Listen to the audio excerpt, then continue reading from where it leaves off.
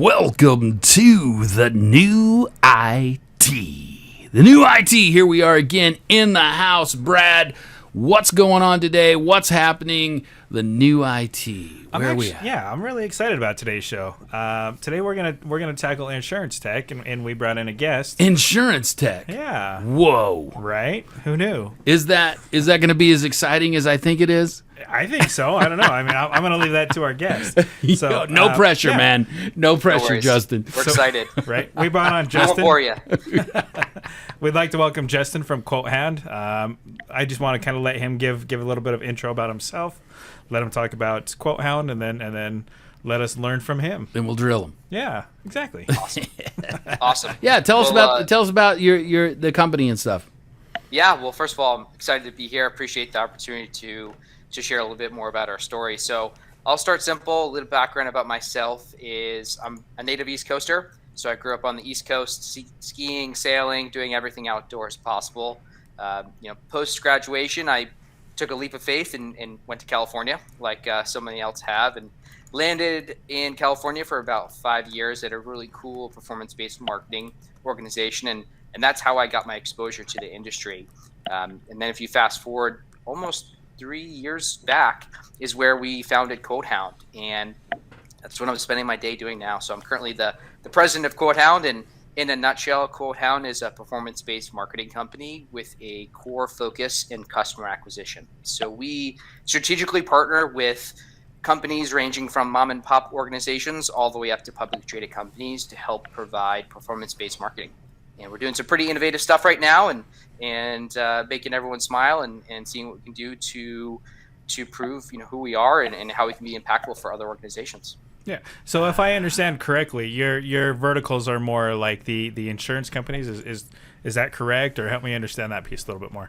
Yeah. So today we focus on 5 core categories. So those core categories are going to include auto insurance, home insurance, commercial insurance, life and health.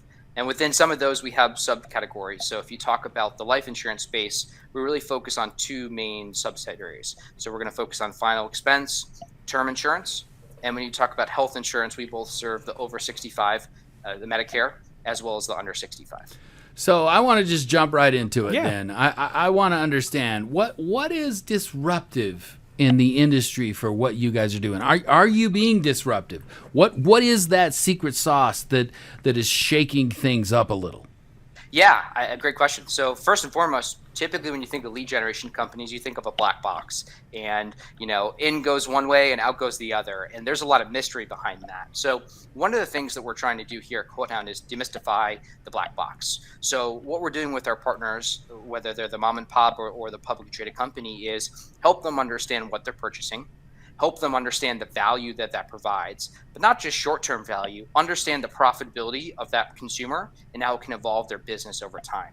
So we strategically focus on a lot of data partnerships where we're able to score and distribute the consumer based on risk of our partners. And that allows us to, again, go after the LTV and provide a holistic approach to why this consumer will be a good fit and how this consumer will be a good fit. Interesting. So the one thing that I was kind of curious on is, what is the LTV? Is that long-term lifetime value? Lifetime value. So yeah. essentially, how that person or that consumer is going to fit into the profitability of organization. So is it profitable within the first 6 months for that business to come on with their acquisition cost, or does it take a renewal or some sort of increased lifetime of the consumer being on the book? So really understanding how the cost to acquire that consumer fits into the profitability of the business. Awesome. I like it. So what? I again, is it okay if I just keep asking? Yeah, let's do it. I want to know what's innovative. What are you guys doing that's innovative in that space? I want to dig deeper. Yeah, great question. So part of the reason why we founded Quotehound was to be transparent. And I think that's one of the key words that I'll kind of dive into a few times through this podcast. But one of the things we've done is we put a scoring model in place. And for partners that are able to pass us back the disposition data or the LTV of their clients, we're able to create a scoring system. That scoring system helps us find consumers that are lookalikes.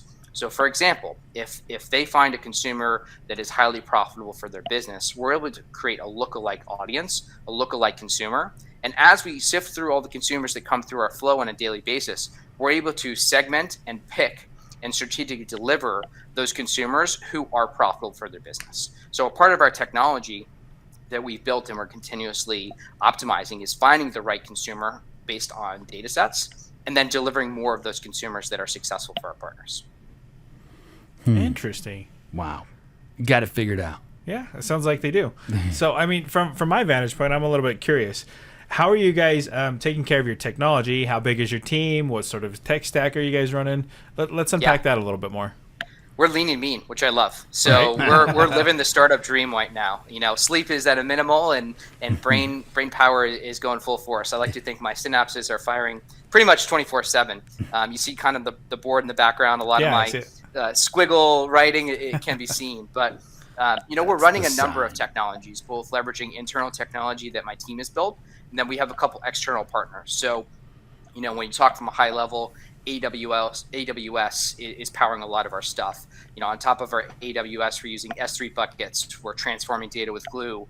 We're housing everything in a data lake so that we can come back at a future point in time and recategorize our data or requery our data so that as our learning evolves or as my business needs change, I can come in and requery and rethink about how we structure some of that data.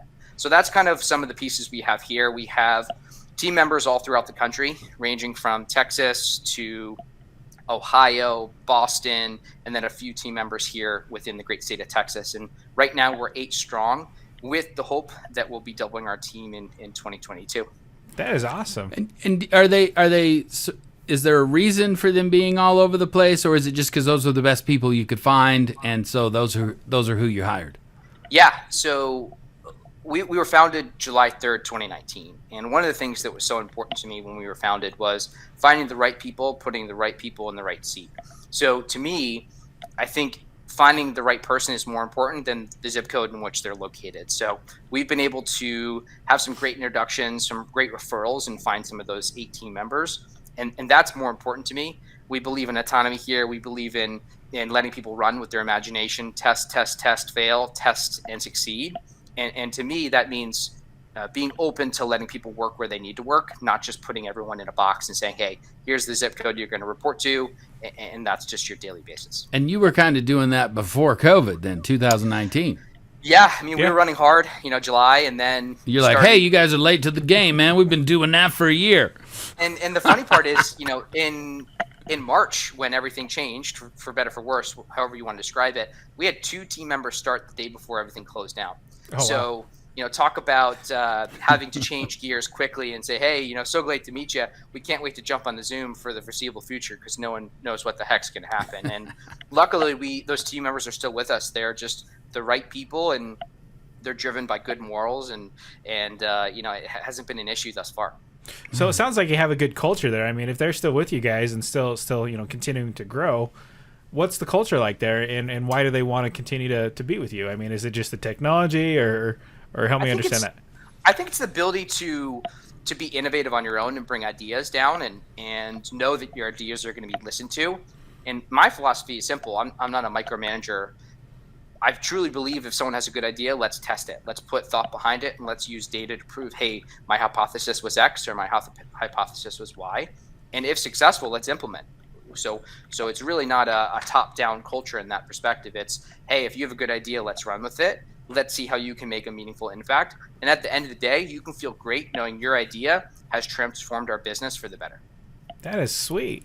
I mean, that, and I'm a recruiter. I don't know if you know my background, but I'm more on the recruitment side for software developers. And I cannot stress enough to people that it's not necessarily about, the higher wages. It's more about the team culture. It's making sure that they feel valued, making sure that you're providing an environment of growth. And it sounds like you guys are doing exactly that. So with that in mind, I mean, I was just wondering, how do you think your technology is going to change in the future because you're so innovative, because you're open to letting your employees kind of learn and grow? Yeah. So when I think about our technology, I like to think it's evolving, and I think it's evolving for a few different reasons. So the way we've currently assembled our team is we have people from varying different views. And tunnel vision, to me, is probably one of the most dangerous things as someone who's leading an organization, where, Agreed. hey, you have an idea and you've kind of shut yourself off to external light. So one of the things that we're working on and will always have as a core focus is surrounding the other team members with people who think differently, so that we can't just run in a straight line. Maybe it's an S turn right, maybe it's an S turn left. And I think developers are a special use case for those, where, yes, it is certain things are A to B and B to C, but when you talk to an architect, they have to think outside that box, and they have to get me from A to Z, and those are the only two things present in some early stage projects. Yeah, I mean, two things on that front. You're only as strong as your weakest link, which it sounds like you're trying to make sure that you're as strong as possible. And then it doesn't really matter on the journey, as long as you're getting there. It doesn't matter how you get there. And if you learn along the way, even better. Yeah, and it's good. I think our team members appreciate it. I think they feel valued, and they see their impact. As such a small company, we wear a lot of hats, and personally, I love that. I think our team members do as well, because they get to see their ideas come to fruition. They get to brainstorm all these fun ideas and really make a meaningful impact. That's awesome. I mean, you couldn't ask from a development standpoint. I mean, you can't really ask for much more, as long as you're continuing to grow and continuing to push forward. So are you said kind of earlier that you were looking at growth or hoping for growth. Is there something you guys have turned an area you're going down that you weren't, or you're set in your ways and you figured it out? Why do you think there's growth on the horizon? I'm just curious. Yeah, great question to have. So I get excited about growth, new names, new faces, new ideas, right? So when we first started our business, we leveraged third-party technology to bid in the open marketplace for consumers that are shopping. So historically, I have relied on other first-party generators of marketing material to aggregate data from their databases in real time. So the technology is pretty cool. It's very similar to a stockbroker, where a price will be given and within milliseconds a decision will be made. And the new direction where they're going is we're building out a sizable part of our organization where we're internally generating the product on our own and operating websites. So we have full control over the marketing. We have full control over the consumer journey, what language they're seeing, and that allows us to just own the funnel a little bit larger. And we're seeing pretty large growth in three strategic categories, which is really going to power a lot of our growth. So the three largest categories that we're growing in right now would be the life insurance category and the health insurance category. And within the life and health, again, those are their subcategories. So we're seeing massive growth from publicly traded companies, massive growth from partners who are receiving our data. And we believe in the product so much that we believe the next step is to reinvest in our team members, in incremental team members, so that we can push the pedal and go. This may sound like a loaded question, but what do you see? I mean, what are your guys' plans for the next 5 years? What do you guys see you guys going in 5 years? Because it sounds like there's a lot of opportunity and a lot of growth potential in front of you. Yeah, I think there's huge growth trajectory. So first of all, I want to be a name that's known within the space in a positive manner. We're not pompous people. We're not people that need that affirmation, but we want to be known as a good player that's doing the right thing by our partners. So I think that's the biggest growth piece that's driving us internally from a management team, is doing right by our partners, doing right by our consumers. And we think with that motto, that transparency, we can scale to a sizable organization. So some of our aspirations have 100 to 300 people sitting in our organization that can make a meaningful impact within those spaces. Awesome. Wow. That's way cool. So what steps are you doing now to be able to help you guys get there? Or what's that journey look like? What do you think it looks like? A lot of road mapping. A lot of understanding, okay, if X is in place, how do we do Y? So a lot of my day is based upon, okay, what does our current stack look like? How do we scale? Is AWS going to help us? Are there other technologies? Are there other AI companies that we can leverage to create efficiencies in our processes? So I think it's a mix of technology is going to help us power that, and then we need the people to create ideas, to test ideas, and to execute those ideas, and that's really going to take us to that next level. Is there something you don't have right now that you would like to have in the tech with what you're doing? Is there something that you're like, man, this is our next step. We don't have this. This is what I would like to have. I'm just curious. Yeah. So I'll say this in one way. AI is such a funny word right now, right? Right. It's all over the place. All the cool kids are saying AI. I do this. I do machine learning. I think, bringing that in house rather than leveraging someone's AI is really important to me. And understanding the process, understanding the math, understanding how that works and ticks. That to me is how we go from where we are to 2 to 3 levels up, and bringing that team member in house, because that is proprietary versus just leveraging someone else's technology. To me, that means that we are a full force organization that can make a meaningful impact. I like it. Yeah, I mean, that makes sense. Yeah. Being able to control the whole funnel, though, like you said, I mean, I think that's key for you guys, because that allows you more flexibility to be able to help essentially your clients and the customers out at the same time. And easier to pivot. It makes us dynamic. Yeah, so exactly. I think we can change to market conditions. So it allows us the flexibility to say, hey, we believe the next vertical that there's a large opportunity is X, right? And when we have full control over funnel, it allows us to shift and move quickly so that we can capture the sentiment of the market. I love it. Yeah, I mean, so do you think, just out of curiosity, do you think this could be applicable to other industries besides insurance? Yeah, absolutely. I think so. I think financial services, I think home services is another large category of growth. So when you think of home services, that's going to range anything from solar to roofs to windows. And you think mortgage industry, you obviously know that pretty well. But I think there's a lot of cyclical industries in which this can serve, and it's not just locked down to the insurance category. Yeah, and that's kind of where I was going with it, because like in my head, the way you're describing it, I'm sitting there going, this could be applicable to so many other things. Like you said, just in the home services industry alone, I can think of, like you said, hundreds of different areas where you could just kind of be able to help out in those arenas. Yep. Cool. If there's a consumer interest and a consumer searching for something, we could build a business model around it. Ooh. Interesting. I like that. So I want to know, because I'm curious now about hiring process, because you obviously have a good team. It's a lean team, but how did you find these people? What is, because we got a lot of listeners that are companies out there that like to see trends in IT, that stuff that's going on. How did you find the people you did? I'm just curious, because I think that's very relevant. Yeah. It's changed is the answer. Oh, so what's worked 3 years ago, or almost 3 years ago, is definitely different than we do now. So, when we first got our start, we used Indeed, right? Simple, rudimentary, put out ads. We saw candidates ranging from, oh my gosh, to, wow, this guy's or gal is pretty impressive. So that's how we got our original core 3. And then from there, referrals. I know that's a non-scalable piece, but I've got some. But that's great important. Just by people.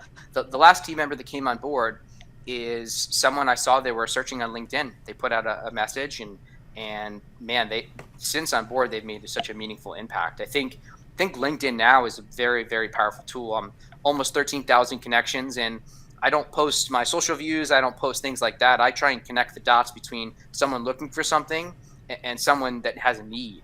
And to me, that tool is so powerful. I think it's underused, underwhelming, that some people just are not within that network. And just because you friend someone doesn't mean you have to have a sales pitch right away. Yeah. I just believe in having the power of a big network, and maybe the dots connect in a year, maybe the dots connect in 6 months. And I think that was a true vision for LinkedIn too, to be that kind of space. That was what it's always been about, and I think they do a fairly good job of promoting that, and so does the community. You start to get all weird on there, people will call you out and say, "Hey guys, that's not go to Facebook, man. Go to Facebook. Exactly. This is not the So well, and I think you hit it right pretty on. Cool. You hit the nail right on the head, where you said that LinkedIn is about that connection, and it doesn't necessarily mean you connect with somebody and then you message them right away. It's, hey, if we happen to have a common interest and we see that we could work together potentially down the road, build and nurture that relationship. It doesn't mean that you need to just hurry and spam them and say, hey, here, I need to get my message to them. No, let slow play it. Make it worthwhile. Put out content that's relevant to them and what they're interested in. I probably have 10, 15 unique items where it wasn't all about sales, but just connecting the right person to the right place. And I feel good about that when I go to sleep. And you're hurting yourself if you're spamming and trying to just put out there. I don't listen to those people. I don't give them 2 seconds. But when somebody legitimately asks me something or wants something, then I'm interested. And I can tell it's not some spammy, hey. And there's too much of that, unfortunately. But man, you can really stand above the crowd if you actually have a real conversation with somebody that you're interested in actually connecting with. There's something to be said. People sharing good news, right? A lot of the world news today is bad, right? Who was shot? Who was, war going on? Whatever those might be. LinkedIn should be a place to share the good. We all need more good in our life. We all need more good news. We all can support people having good news, and that's how I view the LinkedIn culture. Yeah, agreed. Oh, I like that. Yeah, and I think it is, for the most part, I think it is that way, but you're still going to get people who try to scam and continue to spam you, but that's going to be with everything. And you should be celebrating more. I think your wins with your company. You see that, and I love that when I see that on LinkedIn. I want to know that your company's doing good, or that you're kicking it, or that you have this connection. That to me is real, and not just a bunch of hypey bullcrap. I think it's empowering when someone you might not necessarily know and you don't talk to every once in a while is like, hey, good job, man. You're kicking butt. And I think there's a lot of silent champions out there. And I think LinkedIn can surface those silent champions, and you can feel good about those things. Yeah, agreed. Yeah, there's great space. Well, that's cool. I'm glad. I just wanted to know where, and it's that simple. It's a simple answer. And I think you talking about word of mouth, we forget how powerful that tool really is. And I think that's a missed. I know in a lot of companies I've owned, word of mouth is what grew it far more than the marketing campaign. Truthfully, because if you knock it out of the park, word of mouth will kill it. Good news is good to share, right? And if people are enjoying the culture, people feel valued, people understand what they're doing and how it's making an impact, heck yeah, I think they're apt to share that. And, it's a good tool to use for recruiting, and it's just a good, feel-good tool to know your organization is doing right by the people who help make it is what it is. Yeah, agreed. Yeah. Well, cool. Since we're talking about technology, let's kind of your take. I mean, you're running this company, you've been running it for a few years now. This is the new IT. We're kind of talking about new technology and stuff, and kind of highlighting you. But then we always like to get your opinion, or the guest's opinion, of where do you think technology is going in general, all over. You got some crazy views, crazy ideas about. I see some thoughts going on in there. He's like, lots to unpack there, right? And I think it's funny timing, because about a week ago, I lost my phone. So I've been unplugged for about a week. Interesting. And for better, for worse, it's been different, right? I have not scrolled through things that I don't need to scroll through, right? I've been very intentional with how I communicate with people. It's been a nuisance, but at the same time, I've been able to unplug. So I think technology is going to make major leaps and bounds. And as much as I want to say that technology is ingrained in everyone's life, you have your watch, you have your phone, you have your beeper was replaced by your Apple Watch, your BlackBerry was replaced by your iPhone. I think you'll continue to see the trend where technology will make our lives easier. Technology will help simplify a lot of the monotonous tasks that we don't like to do every single day. So I think technology will become helpful. I hope that technology doesn't take over and we all don't have glasses over our face and run around each day in a virtual world. I hope that's the case, but I do see parts of the world, the virtual world, going in that direction. So I think you'll see an eventual segmentation of how people want to interact with technology. Some people will be full forced and live in that world. Other people will pull back and maybe remove themselves from having everything on their hip. And I think that's kind of the direction we're going from a technology perspective. Ooh, you think there'll be the rise of the Luddites? I think so. Yeah, I mean, I don't know. Let's that get reference. away, Luddite. They don't like technology. Yeah, and I think you're right, though. I mean, I think you're having a little bit of mix of both. I think you're right. Yeah. Different opinions is healthy, right? Absolutely. And I think we'll be in a spot where we can all choose, and we don't have to stick in one direction. We don't have to, be called out for being flip floppers. We can choose to use when we want, and we can choose to unplug when we want. And I value that in most business relationships, where, hey, it's okay to understand what your current business practices are today. If market conditions change, if life conditions change, you can go that direction without repercussions. Yeah. Yeah, agreed. I love it. Mm-hmm. Yeah, absolutely. Wow, this has been good. Awesome. Any last words, Brad? You got what do you, No, what do I you got got none. out there? I think this was definitely very informative, very enlightening, and very good conversation to have. I mean, I think you guys are headed in the right direction, and it's awesome. Awesome. Yeah, technology's fun. You got to have fun with it. You know, Right. it's not all just ones and zeros. It's, hey, how do we put personality behind those ones and zeros? And how do we simplify life? How do we make it easier? How do we do the right thing by consumers? How do we do the right things by our business partners?